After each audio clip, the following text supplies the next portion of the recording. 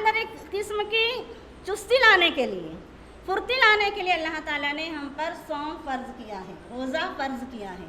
پھر اسی آیت میں آگے جو اللہ تعالیٰ نے بات فرمائی ہے کہ لعلکم تتقون، اس سے امید کی جاتی ہے کہ آپ کے اندر تقوی پیدا ہو۔ ایک قطرہ پانی بھی اپنے حلق سے نہیں اتار سکتے۔ پانی کیا ہمارے لیے حلال نہیں ہے؟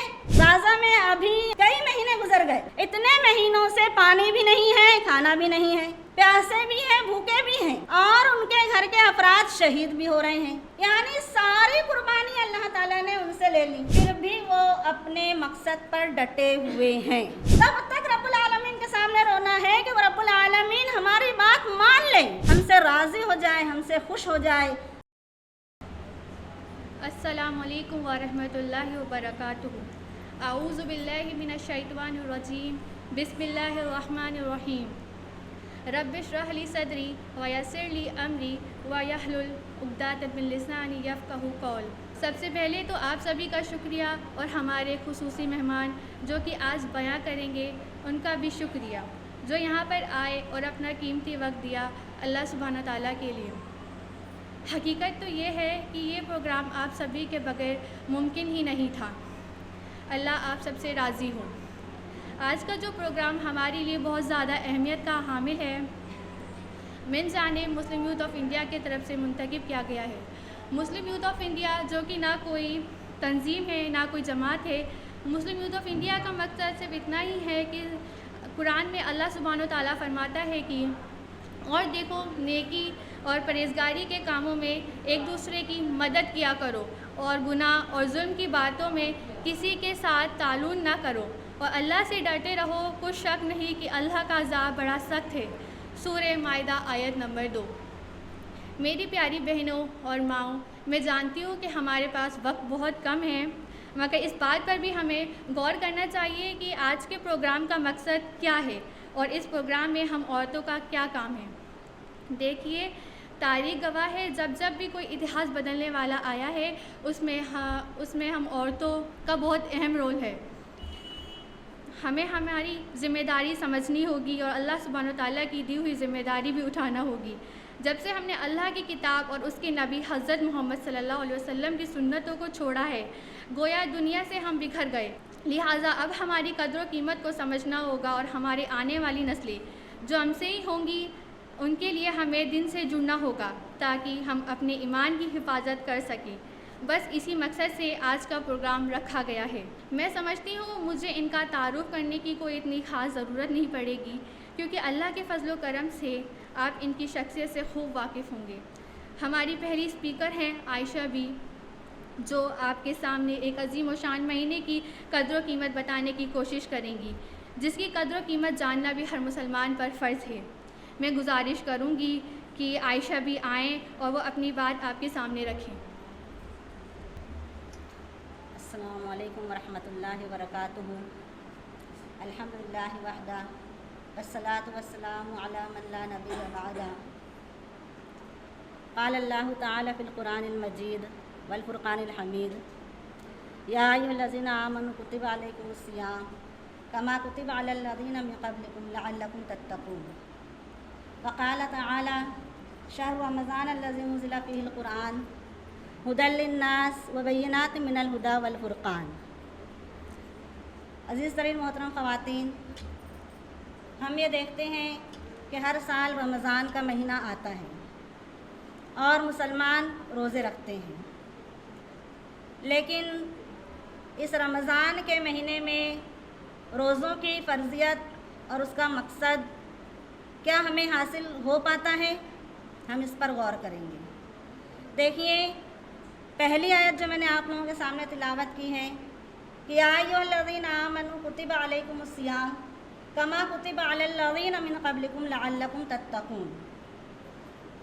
اے ایمان لانے والوں، تم پر روزے فرض کیے گئے ہیں جس طرح سے تم سے پہلے کی امتوں پر فرض کیے گئے تھے، اس سے امید کی جاتی ہے کہ آپ تقوی اختیار کریں۔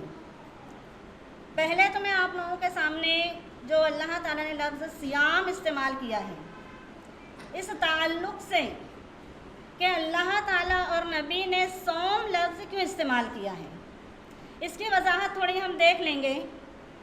اصل میں اس کی وضاحت یہ ہے کہ عرب میں ایک عام رواج تھا کہ لوگ بہت زیادہ جنگیں کیا کرتے تھے۔ اس کے علاوہ اپنے گھوڑوں کو وہ ریس کے لیے تیار کیا کرتے تھے، لہٰذا انہیں اس چیز کے لیے اپنے گھوڑوں کو چست اور پھرتیلا کرنا بہت ضروری تھا۔ اس لیے وہ لوگ ایک لفظ استعمال کرتے تھے عرب میں، فرسن صائمن، اور جب ان کا فرس صائم ہوتا ہے، یعنی ان کا گھوڑا صائم ہوتا، روزے سے ہوتا ہے، جسے ہم روزہ کہتے ہیں، تو اس کے لیے اس کی جو عمومی غذا ہوتی تھی، جو غذا ہمیشہ دی جاتی، وہ بند کر دی جاتی اور اس کے منہ کو باندھ دیا جاتا۔ مختلف خاص اوقات پر اسے ایک خاص قسم کا لکوڈ دیا جاتا تھا تاکہ اس گھوڑے کے اندر پھرتیلا پن اور جس مقصد کو حاصل کرنا چاہتے ہیں اس مقصد کے حاصل کرنے میں کوئی سستی نہ دکھائے۔ لہٰذا اللہ تعالیٰ نے ہم پر صوم فرض کیا ہے، روزہ فرض کیا ہے۔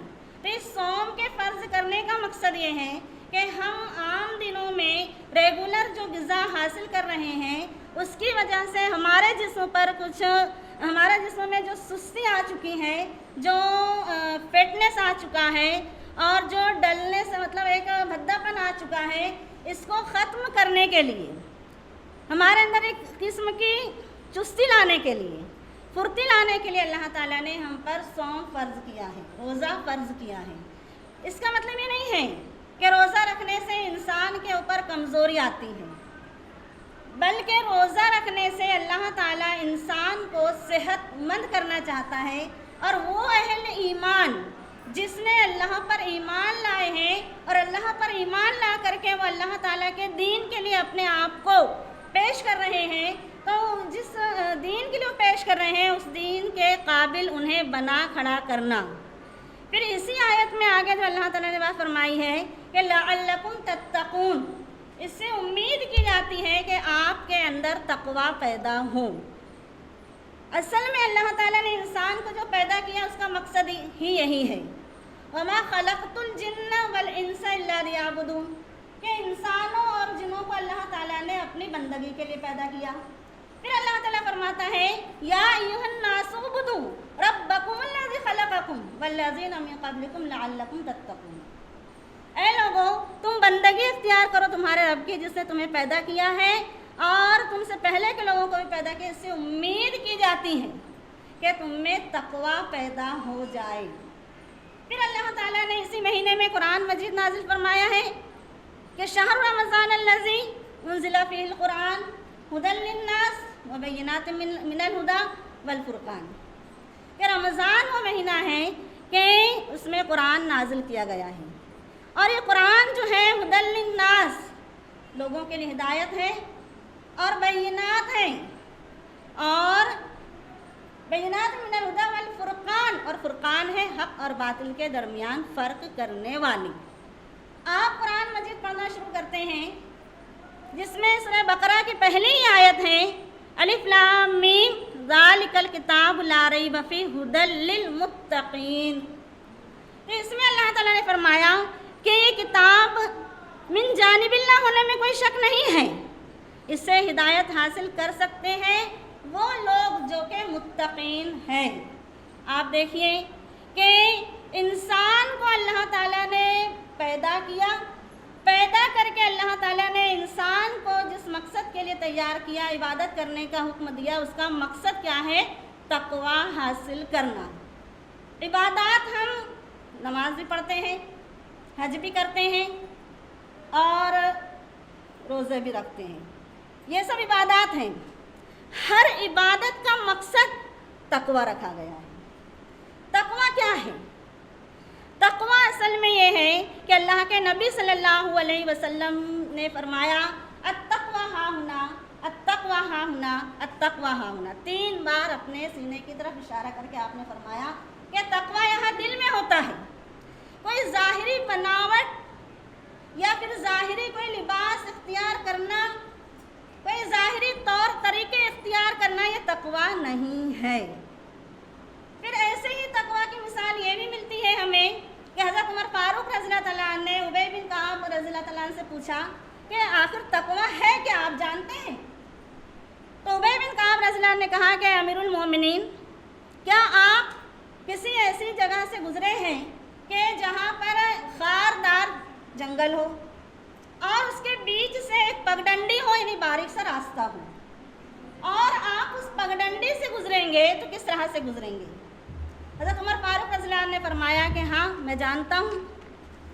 لہٰذا تقویٰ یہی ہے امیر المومنین کہ دنیا کی رنگینیاں، یہ دنیا کی خوبصورتی، دنیا کی تمام جتنی بھی خرافات ہیں، دنیا کی جتنی بھی لغویات ہیں، ان تمام لغویات سے ہم اس طرح سے بچتے ہوئے نکل جائیں جس طرح سے ایک خاردار جنگل کی پگڈنڈی سے ہم گزرتے ہیں کہ ہمارا لباس بالکل کسی بھی طرح سے کسی بھی کانٹے میں الجھنے نہ پائے۔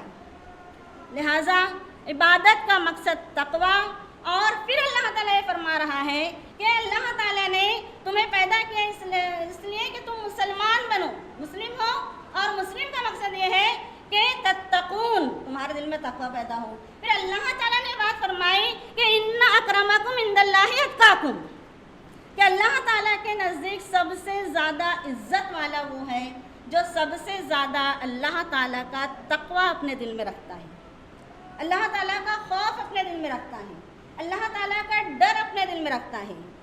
پھر حج کے لیے بھی یہ بات فرمائی گئی کہ وَتَزَوَّدُوا فَإِنَّ خَيْرَ الزَّادِ التَّقْوَىٰ، کہ زاد راہ لیا کرو، لیکن بہترین زاد راہ جو ہے وہ تقویٰ ہے۔ لہٰذا عبادت، روزے کا مقصد تقویٰ، اور پھر تقویٰ کی ہی وجہ سے یہ کتاب جو اس مہینے میں اللہ تعالیٰ نے نازل کی ہے کہ شہر رمضان الذی انزل فیہ القرآن، کہ رمضان وہ مہینہ ہے جس میں قرآن نازل کیا گیا ہے۔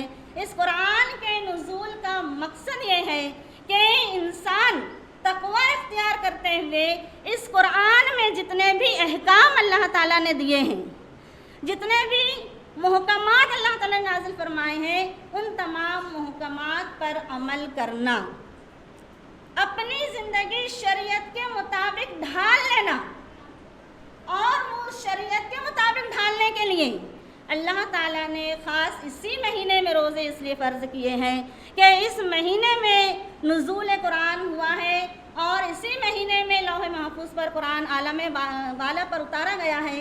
پھر اس قرآن کی ایک ایک آیت پر غور و فکر کرنے کے لیے اللہ تعالیٰ نے ایک ماحول بھی دے دیا ہمیں۔ وہ ماحول کیا ہے کہ اب اللہ تعالیٰ روزے کی حالت میں ہمارے اوپر کھانا پینا اور شہوانی خواہشات کو حرام کر دیا ہے۔ انسان جب بہت زیادہ کھانے پینے میں لگتا ہے تو پھر تقوی میں کمی آتی ہے، اللہ تعالیٰ سے تعلق مضبوط کرنے میں دشواریاں آتی ہیں۔ جب انسان کم کھائے گا، کم پیے گا، تو اللہ تعالیٰ سے تعلق مضبوط کرنے میں آسانی ہو جائے گی۔ اب یہ تو روزے کے جز بتایا گیا ہے کہ کھانا پینا اور شہوانی خواہشات کو چھوڑنا، لیکن اس میں خاص چیز یہ بھی ہے کہ اللہ تعالیٰ نے اس کے ساتھ ساتھ یہ بھی ہمارے اوپر لازم کر دیا ہے کہ ہم سوئیں بھی کم۔ عام دنوں میں ہم کتنے گھنٹے سوتے ہیں اور پھر رمضان کے مہینے میں کتنے گھنٹے سوتے ہیں، اندازہ لگا لیں، یعنی نیند کو بھی کم کرنے کے عادی ہو جائیں۔ وہ رات جو بستروں پر گزاری جاتی ہے، اس رات میں اپنے آپ کے لیے بستروں کو حرام کر کے ایک خاص وقت پر اٹھ کھڑے ہوں، اور اٹھ کھڑے ہو کر کے تقرب الہی کا ماحول بنائیں، اور اللہ تعالیٰ سے اپنے تعلق کو مضبوط کریں۔ اور پھر اس کے ساتھ جو اللہ تعالیٰ نے سحری لازم کی ہے، جس کے بارے میں اللہ کے رسول صلی اللہ علیہ وسلم نے فرمایا تسحروا فإن فی السحور برکۃ، کہ سحری کیا کرو، سحری میں برکت ہے۔ یہ اسی لیے اللہ تعالیٰ نے لازم کیا ہے، اور اسی لیے اس میں برکت بھی رکھی اللہ تعالیٰ نے، اور اسی لیے ضروری ہے کہ لا محالہ انسان اس نرم بستر کو چھوڑ کر کے اٹھے، اور اٹھ کر کے اللہ تعالیٰ سے اپنے تعلق کو مضبوط کرے، اپنے تعلق کو جوڑیں۔ اب اس میں خاص چیز یہ ہے کہ ہم رمضان کے پورے مہینے میں جو پینا چھوڑ دیتے ہیں، پانی ہے نا، پورے लगा दी हैं, तुलुए फज्र से लेकर के गुरूब आफ्ताब तक आप एक कतरा पानी भी अपने हलक से नहीं उतार सकते। पानी क्या हमारे लिए हलाल नहीं है? हलाल है, लेकिन जब अल्लाह का हुक्म आ गया तो अल्लाह के हुक्म की वजह से हलाल चीज़ को भी हमने अपने ऊपर हराम कर लिया। क्यों? इसलिए कि वो हुक्म इलाही है। फिर क्यों एक कतरा भी पानी हलक से नहीं उतारते? इसलिए कि अल्लाह ताला दिलों के हाल को भी जानता है, अल्लाह ताला मेरी सोच और फिक्र को भी जानता है। ये तसव्वुर। फिर ऐसे ही खाना, लजीज लजीज ग़िज़ाएं सामने रखी हुई है, लेकिन कितनी ही भूख की शिद्दत महसूस हो रही हो और वो एक दाना भी उठा करके हलक से नहीं उतारा जाता, जबकि वो रिज़्क़ हलाल है।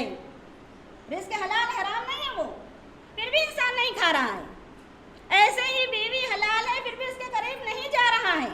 तो इसका मकसद ये है कि जब अल्लाह ताला का हुक्म हुआ कि हलाल चीज़ को भी अपने ऊपर हराम कर लो, तो हमने हराम कर लिया। तो फिर हमारे अंदर वो शौक़, वो जज्बा बेदार होना चाहिए और हर मुसलमान के दिल में ये एहसास पैदा होना चाहिए कि जब अल्लाह ताला ने हमारे ऊपर हलाल को हराम कर दिया तो हमने उसे उसके करीब फटके भी नहीं, उससे किसी किस्म का फ़ायदा उठाया ही नहीं। तो जब हराम चीज़ कभी हमारे सामने आए तो हम क्या करेंगे? जब कोई हराम चीज़ हमारे सामने आए तो क्या करेंगे? अब ये रमज़ान जो महीना है, ये महीना जिहाद का भी महीना है। जब ये जिहाद का महीना है, क्योंकि आपको पता है, अभी आप सुनेंगे भी कि जंग बद्र इसी महीने में हुई है और फतह मक्का भी इसी महीने में हुई है। जब ये जिहाद का महीना है तो जिहाद के लिए जब इंसान अपने आप को तैयार करेगा तो ये बात लाजमी है कि उसको पानी से भी, खाने से भी और अपनी शहवानी ख्वाहिशात से भी, तीनों चीज़ से आजमाइश होगी और इन तीनों की आजमाइश से उसे गुज़रना होगा। जब अल्लाह ताला ने एक महीने तक के ये ट्रेनिंग कर दी, पूरा ट्रेंड कर दिया है एक मोमिन को कि वो हलाल के भी करीब नहीं जा सकता है, और फिर उसको अल्लाह ताला एला कलिमतुल्लाह के लिए तैयार करके मैदान में ले आता है और किसी वजह से बातिल उसके पानी को बंद कर देता है, उसके खाने को बंद कर देता है और उसके बीवी बच्चों को छीन लेता है, उन्हें शहीद कर देता है, कुर्बान कर देता है।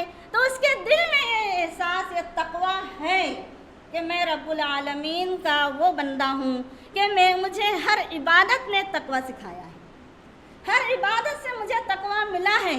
तो अब ये भूख मेरे लिए कोई हैसियत नहीं रखती है, ये प्यास मेरे लिए कोई हैसियत नहीं रखती है, ये मेरे बच्चों का कुर्बान होना और ये मेरी बीवियों का शहीद होना और इन लोगों का हमसे दूर होना मेरे लिए कोई मकाम नहीं रखता। यही रमज़ान के महीने में दर्स है हमारे लिए, और रमज़ान का महीना हमें यही बात सिखाता है और यही दर्स देता है कि आप जो है इस चीज़ के लिए तैयार हो जाएं। जैसा कि आप देख रहे हैं कि गाज़ा में अभी कई महीने गुजर गए, इतने महीनों से पानी भी नहीं है, खाना भी नहीं है, प्यासे भी हैं, भूखे भी हैं और उनके घर के अफराद शहीद भी हो रहे हैं। यानी सारी कुर्बानी अल्लाह ताला ने उनसे ले ली, फिर भी वो अपने मकसद पर डटे हुए हैं। उनका एक ही कौल है कि ना हम पानी की प्यास से मरेंगे ना भूख से मरेंगे, इसलिए कि हम जो कुछ भी बर्दाश्त कर रहे हैं वो अल्लाह ताला के रास्ते में बर्दाश्त कर रहे हैं। तो ये रोज़ा इसलिए फ़र्ज़ किया गया है कि ये एक महीने तक के हम इसके आदी हो जाएं कि हम कभी भी हमारे ऊपर ये चीज़ें रोक दी जाए तो उसके करीब भी ना जाएं। फिर इसके अलावा हमारे यहाँ का जो माहौल है, इस माहौल में ये है कि हराम ड्रिंकिंग आम है, खाने ऐसे ऐसे हैं जो कि हराम होते हैं। फिर इसके अलावा जिनसी ख्वाहिशात का एक बाज़ार उठा हुआ है। بے حیائی کا ایک بازار برپا ہے۔ جب 1 مہینے تک کے ہم نے حلال کھانا نہیں کھایا، حلال پانی نہیں پیا، تو ہم اس کے عادی ہو گئے کہ اب حرام کی طرف تو کبھی کوئی آنکھ اٹھا کر کے دیکھے گا بھی نہیں۔ اگر اس کے عادی نہیں ہوئے تو سمجھو کہ ہم نے روزے سے کچھ بھی حاصل نہیں کیا۔ روزہ تو رکھ لیا لیکن اس کی روح ہمارے اندر نہیں آئی، جو روح ہمارے اندر اترنا چاہیے تھی۔ پھر جو بے حیائی کا اڈا عام ہے، اس بے حیائی سے ہم نے اپنے آپ کو نہیں روک سکے، اس بے حیائی کی چیزوں سے اپنے آپ کو پابند نہیں کر سکے، کسی نہ کسی طرح سے ہم اس بے حیائی کی طرف جا رہے ہیں۔ تو یہ بات سمجھیے کہ ہم نے روزہ کی جو روح ہے اسے حاصل نہیں کی، روزے کا جو مقصد ہے وہ حاصل نہیں کیا۔ قرآن سے جتنا زیادہ اپنا تعلق مضبوط کر لینا چاہیے تھا، تعلق مضبوط کر کے قرآن کے جو احکام ہیں ان احکام کو پورا سمجھ کر اپنی زندگی میں اسے جاری ساری اور نافذ کر دینا چاہیے تھا، وہ 1 مہینے میں ہم نے نہیں کیا۔ ہم یہ دیکھتے ہیں کہ لوگ اسے قرآن کا مہینہ سمجھ کر کے خوب قرآن کی تلاوت کرتے ہیں، لیکن یہ بات بھی دیکھنے میں آئی ہے کہ وہ تلاوت بھی درست نہیں ہوتی، جو تلاوت کی جاتی ہے وہ بھی درست نہیں ہوتی۔ جب تلاوت درست نہیں ہے تو وہ قرآن سے حاصل کیا ہوگا؟ ہمیں کیا حاصل ہوگا؟ آپ سوچئے، اس قرآن کے جو الفاظ ہیں، جو کلام اللہ ہے، کلام اللہ کو صحیح طریقے سے نہیں پڑھا جا رہا ہے، اس کے الفاظ کی صحیح ادائیگی نہیں کی جا رہی ہے، تو اس کا جو مقصد ہے وہ ہمیں حاصل نہیں ہو پا رہا۔ بھلے سے آپ کتنے ہی قرآن اس رمضان میں پڑھ لیں، لیکن آپ نے اگر ایک آیت پر بھی غور نہیں کیا ہے اور ایک آیت پر بھی غور و فکر کر کے اس کے اوپر عمل نہیں کیا ہے، کیوں؟ اس لیے کہ اللہ تعالیٰ نے فرمایا ہے کہ ان فی ذالک آیات لقوم یتفکرون، کہ اس میں نشانی ہے ان لوگوں کے لیے، وہ قوم جو کہ غور و فکر کرتی ہے۔ اور پھر اللہ تعالیٰ نے فرمایا انا انزلناہ للذکر فہل من مدکر، کہ ہم اسے نصیحت کے لیے نازل کیے ہیں، تم میں سے کوئی ہے جو اس سے نصیحت حاصل کرے۔ تو قرآن کس لیے ہے؟ غور و فکر کرنے کے لیے ہے۔ قرآن کس لیے نازل کیا گیا ہے؟ نصیحت حاصل کرنے کے لیے نازل کیا گیا ہے۔ اگر ہم اس قرآن پر غور و فکر نہیں کرتے ہیں، ہم نصیحت نہیں کرتے ہیں، اور ہم وہ قوم نہیں بنتے ہیں جو قرآن پر عمل کرنے والیاں ہیں، ہم نے قرآن کو صرف دیواروں کی زینت بنا دیا ہے، ہم نے قرآن کو صرف طاقوں میں سجانے کے لیے تیار کر لیا ہے، ہم نے قرآن کو صرف اس لیے کیا ہے کہ ہمارے مردوں کے لیے اسے پڑھ لیا جائے، تو یہ قرآن اس لیے نہیں ہے۔ قرآن اس لیے ہے کہ اس کے اوپر غور و فکر کیا جائے، اس کی آیات کو سمجھا جائے، سمجھ کر کے ایک ایک آیت پر عمل کیا جائے۔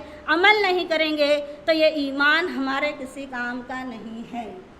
پھر اس ایمان کو اچک لیا جائے گا، اس ایمان کو ہر کوئی ارتداد کی طرف آسانی سے لے چلا جائے گا، اور پھر آپ دیکھو گے کہ جو ارتداد ہیں، ارتداد کی ایسی ہوا چلے گی کہ لوگ ایمان کی طرف نہیں بلکہ ارتداد کی طرف ہی جاتے چلے جائیں گے، جو آپ دیکھ رہے ہیں حالات حاضرہ میں کیا ہو رہا ہے۔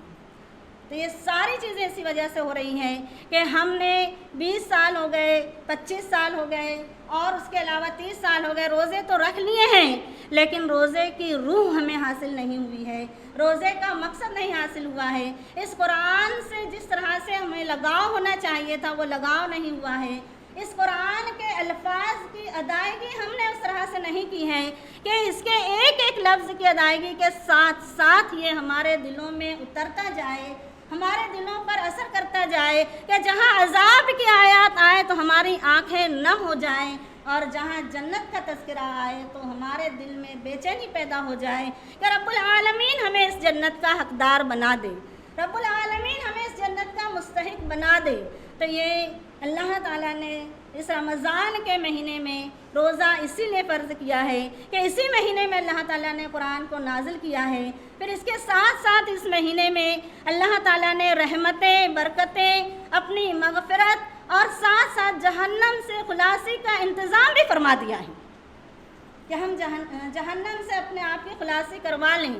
اب یہ جو عشرہ شروع ہو رہا ہے آج سے، یہ عشرہ اسی لیے ہے کہ اب اور زیادہ اللہ تعالیٰ سے چمٹ جاؤ، اللہ تعالیٰ کے در سے اتنے ہم چمٹ सिमट जाए कि अब अल्लाह ताला के अलावा हमें कुछ नहीं सूझ रहा है।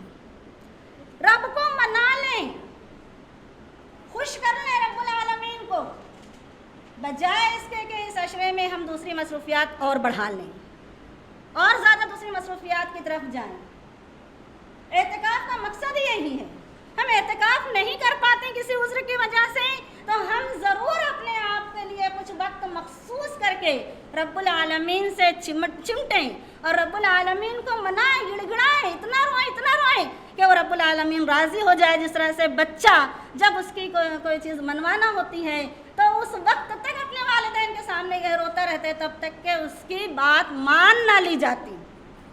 तब तक रब्बुल आलमीन के सामने रोना है कि वो रब्बुल आलमीन हमारी बात मान ले, हमसे राज़ी हो जाए, हमसे खुश हो जाए। हम जो चाह रहे हैं यानी जो मांग रहे हैं कि अल्लाह ताला हमें इस मुल्क में रहते हुए इस्लाम पर बाकी रखे, दीन पर बाकी रखे और दीन और इस्लाम को कायम करने की हमें तौफीक अता फरमाए।